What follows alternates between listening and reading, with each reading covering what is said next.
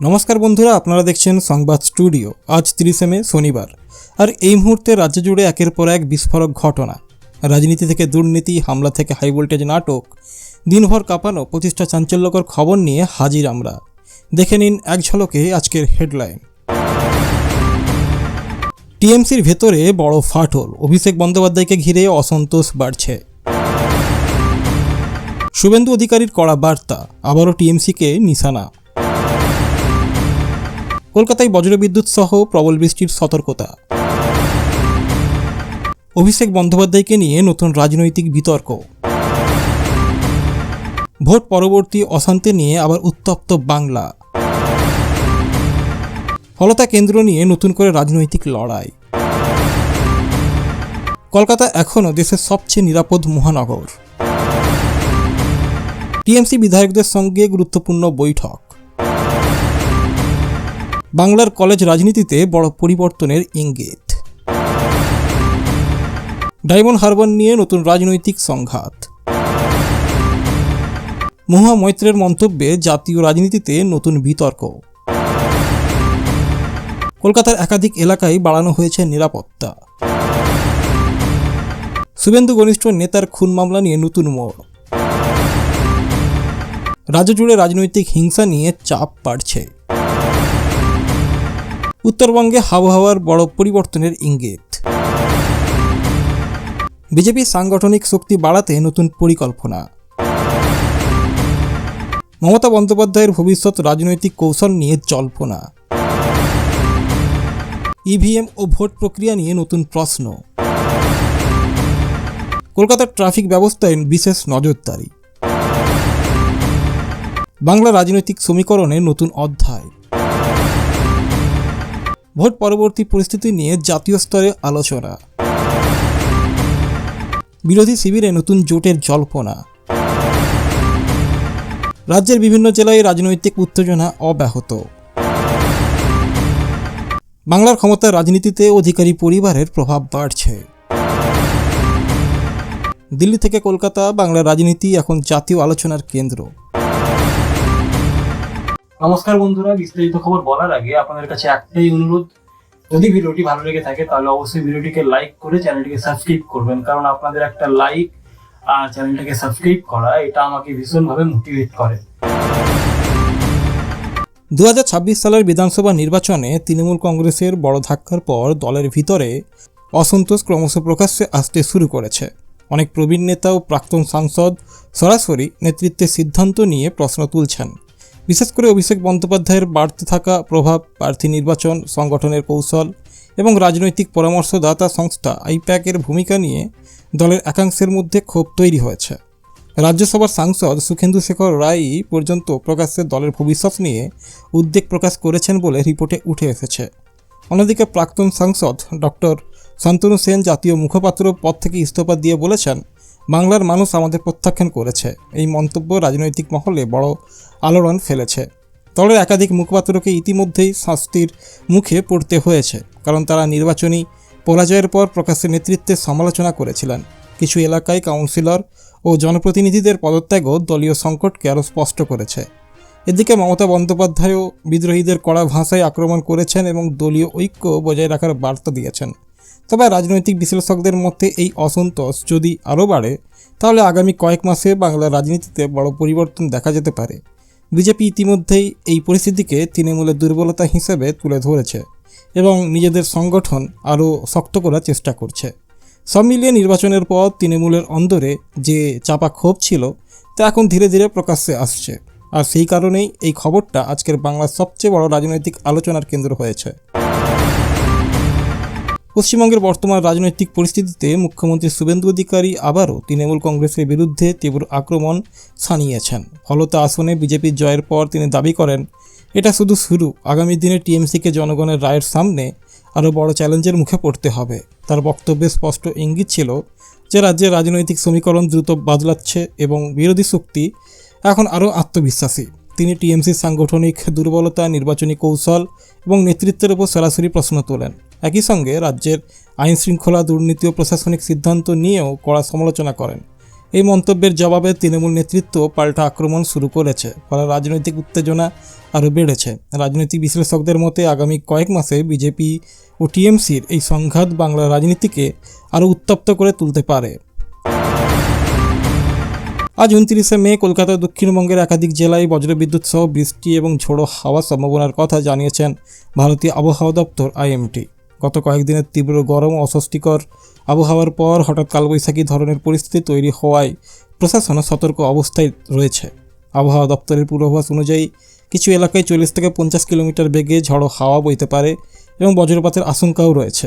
কলকাতা, হাওড়া, হুগলি, উত্তর ও দক্ষিণ 24 পরগনা সহ একাধিক জেলায় হালকা থেকে মাঝারি বৃষ্টির সম্ভাবনা রয়েছে।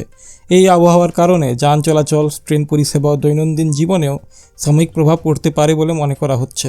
সাধারণ মানুষকে খোলা মাঠ, বড় গাছের নিচে বা জলাশয়ের কাছে না যাওয়ার পরামর্শ দেওয়া হয়েছে। আবহাওয়াবিদদের মতে বঙ্গোপসাগর থেকে আসা আর্দ্র বাতাস ও বায়ুমণ্ডলের অস্থিরতার কারণেই এই পরিবর্তন দেখা যাচ্ছে এবং আগামী কয়েকদিনেও এমন আবহাওয়া চলতে পারে। তৃণমূল কংগ্রেসের সর্বভারতীয় সাধারণ সম্পাদক অভিষেক ব্যানার্জিকে ঘিরে নতুন রাজনৈতিক বিতর্ক শুরু হয়েছে। সম্প্রতি তার বিরুদ্ধে নির্বাচনী প্রচারের সময় করা কিছু বক্তব্যকে কেন্দ্র করে FIR দায়ের হয়েছে, যেখানে অভিযোগ করা হয়েছে যে তার মন্তব্য উত্তেজনাপূর্ণ এবং রাজনৈতিক পরিবেশকে প্রভাবিত করতে পারে। পুলিশ সূত্রে জানা গেছে, ভোট পরবর্তী হিংসা, ভোট গণনা এবং কিছু রাজনৈতিক মন্তব্যকে কেন্দ্র করেই অভিযোগ জমা পড়ে। বিজেপি এই ঘটনাকে বড় ইস্যু করে তৃণমূলকে আক্রমণ করছে। অন্যদিকে তৃণমূলের দাবি এটা সম্পূর্ণ রাজনৈতিক প্রতিহিংসার অংশ। অভিষেক বন্দ্যোপাধ্যায়ও আইনি পথে লড়াইয়ের সিদ্ধান্ত নিয়েছেন এবং কলকাতা হাইকোর্টে FIR খারিজের আবেদন করেছেন। এই ঘটনাকে কেন্দ্র করে রাজ্যের রাজনৈতিক মহলে তীব্র চর্চা শুরু হয়েছে এবং শাসক বিরোধী সংঘাতও আরও বেড়েছে। আগামী দিনে আদালতের পর্যবেক্ষণ ও তদন্তের অগ্রগতির দিকে সবার নজর থাকবে।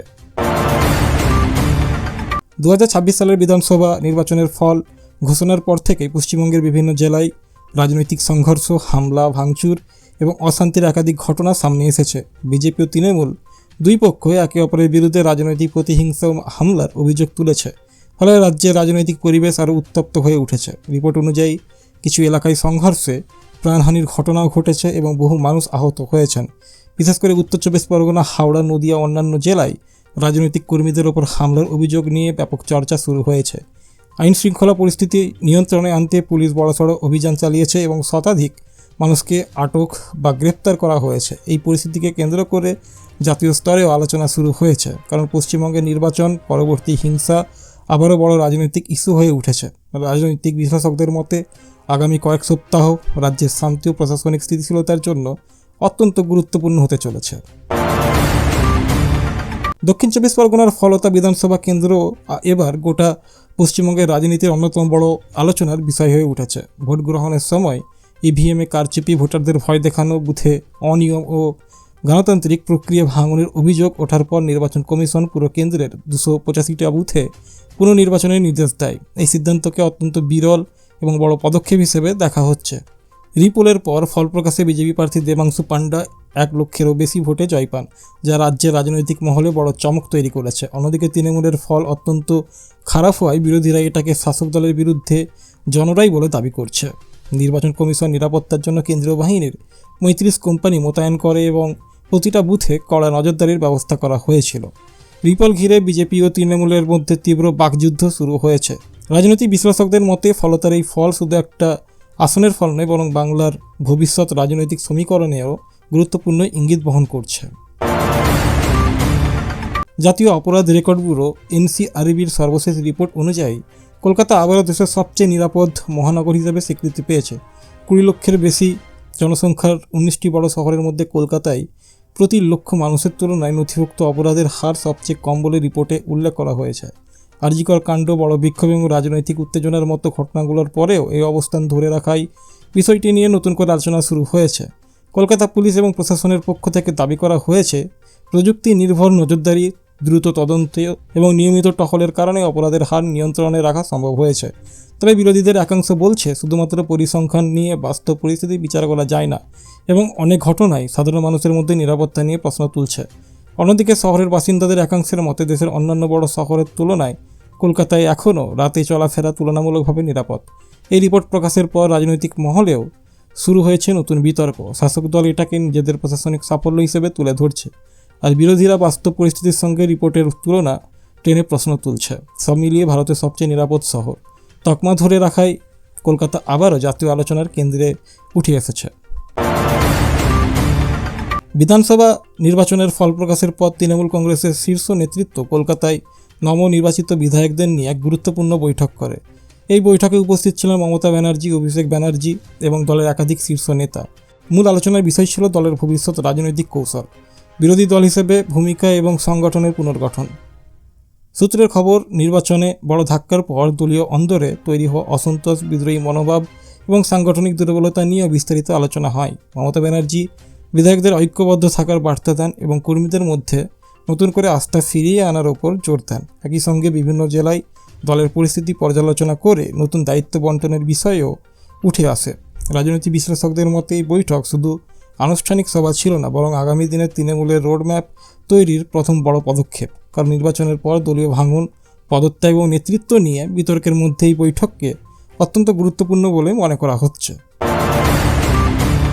2026 সালের বিধানসভা নির্বাচনের পর পশ্চিমবঙ্গের কলেজ ও বিশ্ববিদ্যালয়গুলোতে রাজনৈতিক পরিবেশ বড় পরিবর্তনের ইঙ্গিত দেখা যাচ্ছে। বহু বছর ধরে বামপন্থী ও তৃণমূলপন্থী ছাত্র সংগঠনের প্রভাব থাকা ক্যাম্পাসগুলিতে এখন আরএসএস ঘনিষ্ঠ ছাত্র সংগঠন এবিভিপি দ্রুত নিজেদের সংগঠন বিস্তার করতে শুরু করেছে। বিভিন্ন রিপোর্টে দাবি করা হয়েছে, নির্বাচনের পর মাত্র কয়েক সপ্তাহের মধ্যেই বহু কলেজে নতুন ইউনিট গঠন, সদস্য সংগ্রহ এবং ছাত্রদের অংশগ্রহণ উল্লেখযোগ্যভাবে বেড়েছে। এবিভিপি নেতাদের মতে আগে যেখানে তাদের উপস্থিতি সীমিত ছিল, এখন বিভিন্ন জেলা থেকে প্রচুর ছাত্র সংগঠনের সঙ্গে যুক্ত হওয়ার আগ্রহ দেখাচ্ছে। অন্যদিকে তৃণমূল ও বামপন্থী ছাত্র সংগঠনগুলির দাবি, ক্যাম্পাসে আদর্শগত প্রভাব বাড়ানোর জন্য পরিকল্পিতভাবে এই বিস্তার ঘটানো হচ্ছে। বিশেষ করে অখিল ভারতীয় বিদ্যার্থী পরিষদ এবং আরএসএস ঘনিষ্ঠ সংগঠনগুলির কার্যকলাপ বৃদ্ধির ফলে যাদবপুর বিশ্ববিদ্যালয় সহ একাধিক শিক্ষা প্রতিষ্ঠানে নতুন রাজনৈতিক বিতর্ক শুরু হয়েছে। শিক্ষাঙ্গনের এই পরিবর্তনকে অনেক রাজনৈতিক বিশ্লেষক বাংলার বৃহত্তর রাজনৈতিক পালাবদলের প্রতিফলন হিসেবেও দেখছেন। আগামী ছাত্র সংসদ নির্বাচন এবং কলেজ রাজনীতির ভবিষ্যৎ এখন রাজ্যের অন্যতম বড় আলোচনার বিষয় হয়ে উঠেছে। দক্ষিণ 24 পরগনার ডায়মন্ড হারবার কেন্দ্রকে ঘিরে পশ্চিমবঙ্গের রাজনীতিতে নতুন করে উত্তেজনা তৈরি হয়েছে। বিজেপি নেতা ও মুখ্যমন্ত্রী শুভেন্দু অধিকারী দাবি করেছেন, গত এক দশক ধরে এই এলাকায় সাধারণ মানুষ সঠিকভাবে ভোটাধিকার প্রয়োগ করতে পারেননি এবং রাজনৈতিক প্রভাবের কারণে গণতান্ত্রিক পরিবেশ ক্ষতিগ্রস্ত হয়েছে। তার অভিযোগের কেন্দ্রে রয়েছেন ডায়মন্ড হারবারের সাংসদ অভিষেক ব্যানার্জি। ফলতা কেন্দ্রের রিপোলকে সামনে রেখে শুভেন্দু অধিকারী বলেন, এই পুনর্নির্বাচন মানুষের ভোটাধিকার ফিরিয়ে দেওয়ার একটা সুযোগ। অন্যদিকে তৃণমূল কংগ্রেস এই অভিযোগ সম্পূর্ণ রাজনৈতিক উদ্দেশ্য প্রণোদিত বলে দাবি করেছে এবং বলেছে বিরোধীরা ভোটের ফল মেনে নিতে না পেরে নতুন বিতর্ক তৈরি করছে। এদিকে ডায়মন্ড হারবার এলাকায় ভোটার তালিকা, রিপোল, ইভিএম বিতর্ক এবং নির্বাচন পরবর্তী রাজনৈতিক সংঘাত নিয়ে ইতিমধ্যে একাধিক অভিযোগ সামনে এসেছে। ফলে এই কেন্দ্র এখন শুধুমাত্র একটা লোকসভা আসন নয়, বরং বাংলার রাজনৈতিক শক্তি প্রদর্শনের অন্যতম বড় যুদ্ধক্ষেত্রে পরিণত হয়েছে। রাজনৈতিক বিশ্লেষকদের মতে আগামী দিনে ডায়মন্ড হারবারকে ঘিরে বিজেপি ও তৃণমূলের সংঘাত আরও বাড়তে পারে এবং এর প্রভাব রাজ্যের সামগ্রিক রাজনীতিতেও পড়বে। তো বন্ধুরা, এই ছিল আজকের ভিডিওটা ভালো লাগলে অবশ্যই একটা লাইক করে দেবেন এবং চ্যানেলটি সাবস্ক্রাইব করতে একদম ভুলবেন না। আপনাদের প্রতিটা লাইক, কমেন্ট ও সাবস্ক্রাইব আমাদের আরও ভালো ভিডিও বানাতে উৎসাহ দেয়। আজ এখানেই শেষ করছি, আবারও দেখা হবে পরে নতুন ভিডিওতে। ততক্ষণ পর্যন্ত ভালো থাকুন, সুস্থ থাকুন।